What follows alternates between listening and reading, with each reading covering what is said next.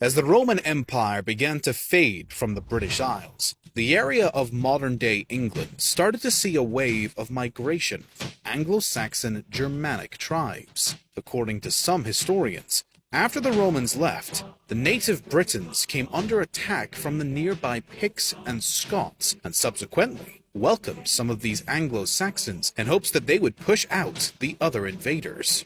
The Germanic peoples were successful in expelling both the Scots and Picts, but they then turned on the native Britons and established their own authority by the start of the 7th century. The new Anglo-Saxon rulers then installed the kingdoms of Essex, Kent, Sussex, Mercia, East Anglia, Northumbria, and Wessex on the British mainland.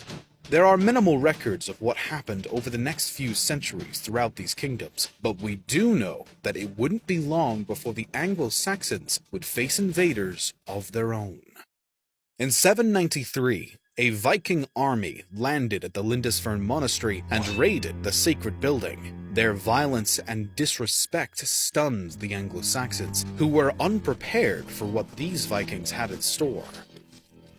By the end of 870, East Anglia fell to the Danish invaders, and Mercia was lost only 4 years later.